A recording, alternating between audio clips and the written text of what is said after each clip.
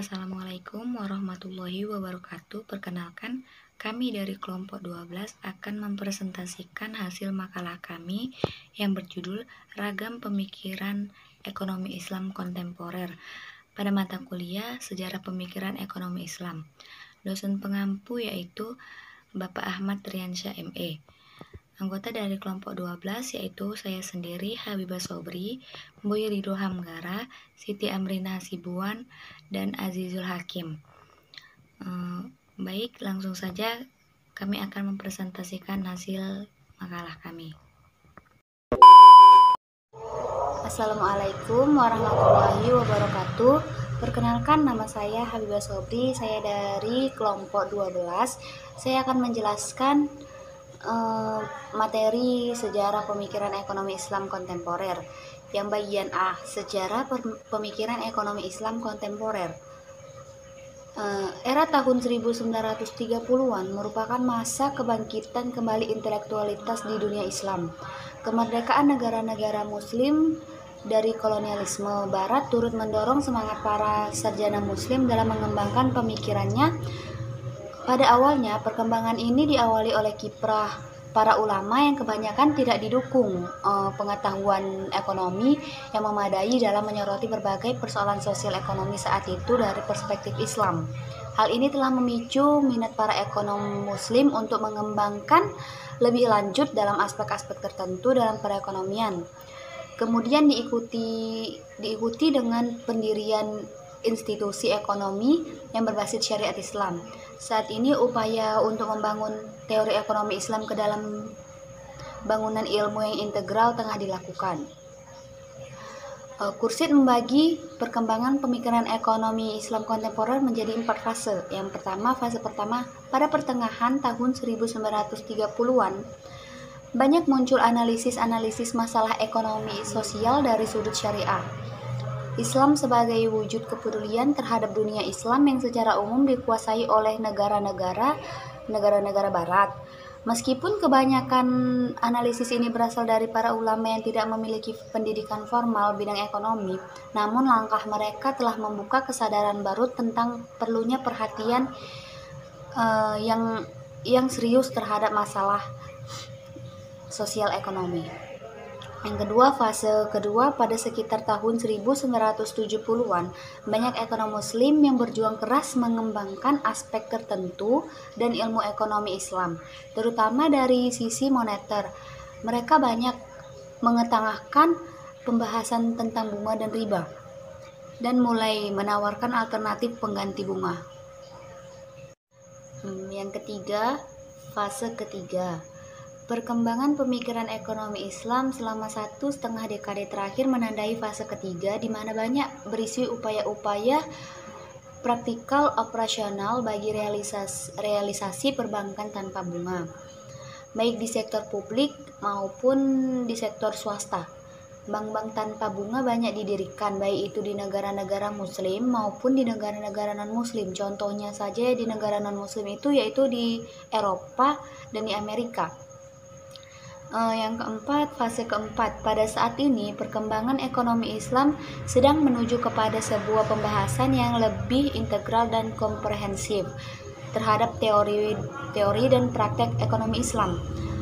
Dari sisi teori dan konsep, yang terpenting adalah membangun sebuah kerangka ilmu ekonomi yang menyeluruh dan menyatu, baik dari aspek mikro maupun makroekonomi.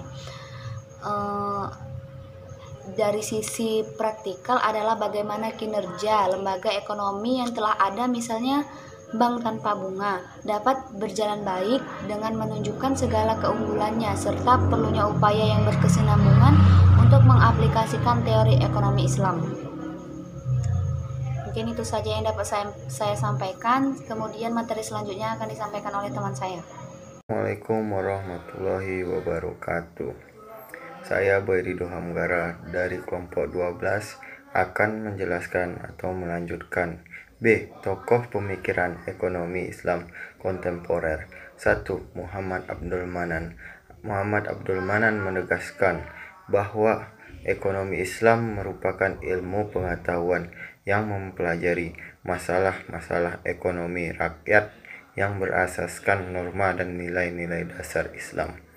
Perbandingan ekonomi Islam dan ekonomi modern pada pemikiran Abdul Manan adalah konsumsi dan perilaku konsumen.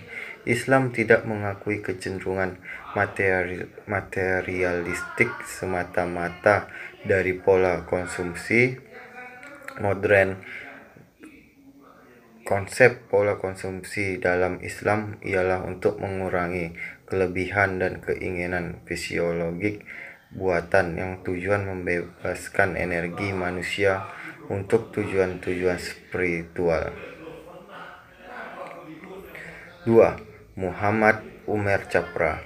Beberapa pemikirannya yang terkenal adalah mengenai konsep hayatan toiban, konsep kebijakan moneter dalam Islam, dan konsep perbankan syariah. Kemudian Chapra menawarkan 3 strategi solusi bagi permasalahan-permasalahan ekonomi yang dialami negara-negara muslim. Antara lain, 1. Mekanisme filter terhadap kepentingan penggunaan sumber daya langka, sehingga terciptanya efisiensi. 2. Sistem motivasi penggunaan agar sesuai dengan mekanisme filter. 3. Rekonstruksi sosioekonomi yang akan menegakkan kedua elemen tersebut sebelumnya dan mengaktualisasikan hayatan toiban. Sekian, terima kasih. 3. Syekh Nawab Khair Naqvi. Bagi Naqvi, ekonomi Islam itu modern karena memanfaatkan teknis produksi terbaik dan metode organisasi yang ada. Sifat Islamnya terletak pada basis hubungan antar manusia, di samping pada sikap dan kebijakan sosial yang membentuk sistem tersebut. Ciri yang membedakan sistem ekonomi Islam dengan sistem ekonomi modern adalah bahwa dalam suatu kerangka Islam, kemakmuran dan kesejahteraan ekonomi merupakan sarana untuk mencapai tujuan spiritual dan moral. 4. Muhammad Bakir Asy'ar. Dalam pemikiran ekonomi Islam Bakir Asy'ar, terdapat beberapa fokus pembahasan meliputi yang pertama itu ada definisi ekonomi Islam. Ekonomi Islam adalah cara atau jalan yang dipilih oleh umat Islam untuk dijalani dalam rangka mencapai kehidupan ekonominya dan dalam memecahkan masalah ekonomi praktik sejalan dengan konsepnya tentang keadilan. Yang kedua itu ada karakteristik ekonomi Islam. Dalam beberapa pembahasan, Sadr juga merumuskan karakteristik ekonomi Islam yang terdiri atas konsep kepemilikan multijenis. Yang ketiga itu ada teori produksi Bakr Asadr.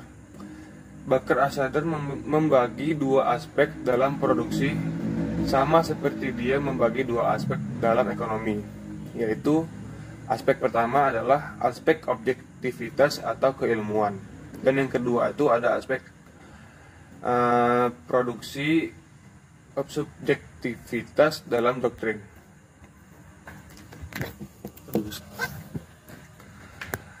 Yang keempat itu ada teori distribusi Bakr Asadr. Distribusi menduduki bagian yang utama dalam pemikiran ekonomi Sadr. Hampir sepertiga dari Iqtisaduna mendiskusikan secara mendalam masalah distribusi dan hak kepemilikan.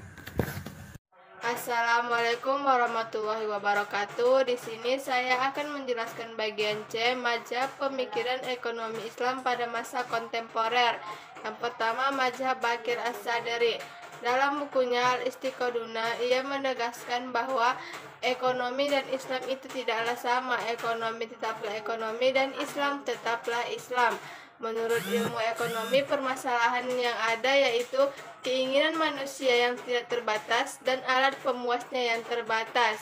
Bakir As-Sadri menentang pernyataan tersebut. Menurutnya, kekayaan alam tidaklah terbatas sesuai dengan firman Allah Subhanahu wa taala surah Al-Qamar ayat 49. Sesungguhnya kami menciptakan segala sesuatu sesuai dengan ukuran. Jadi Allah Subhanahu wa taala sudah menciptakan segala sesuatu sesuai dengan ukurannya. Yang kedua, mazhab mainstream. Dalam mazhab ini mereka menyetujui bahwa masalah ekonomi adalah adanya sumber daya yang terbatas dihadapkan dengan keinginan manusia yang tidak terbatas.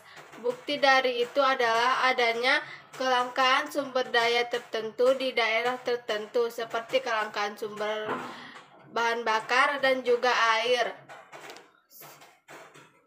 Menurut aliran ini, permasalahan ekonomi sama dengan konvensional. Yang berbeda adalah bagaimana menyelesaikan masalah ekonomi tersebut. Manusia melakukan pilihan atas keinginan yang dimilikinya sehingga ada skala prioritas. Konvensional memprioritaskan pribadi masing-masing sehingga ia boleh mengabaikan petunjuk agama dan boleh juga mengikutinya. Berbeda dengan Islam, kepuasan tidak boleh dilakukan semuanya, tetapi dibatasi dengan aturan yang jelas dalam Islam yang tercantum dalam Al-Quran dan juga hadis. Yang ketiga, mazhab alternatif kritis. Mazhab ini mengkritik mazhab-mazhab sebelumnya. Mazhab Bakir As-Sadari dikritik sebagai mazhab yang ingin menemukan sesuatu yang sudah ada dan sudah ditemukan oleh orang lain, bahkan sudah diamalkan oleh orang lain, menghancurkan teori yang lama dengan mengganti teori yang baru. Mazhab mainstream dikritik karena merupakan jiplakan dari teori konvensional yang menghilangkan riba, kemudian menggantikannya dengan zakat dan niat. Sesuai dengan namanya, mazhab kritis, maka nada kritis merupakan ciri khas dari mazhab ini. Menurutnya, analisis kritis bukan saja terhadap sosialisme dan kapitalisme, tetapi juga mazhab pada ekonomi Islam. Demikian penjelasan dari saya. Assalamualaikum warahmatullahi wabarakatuh.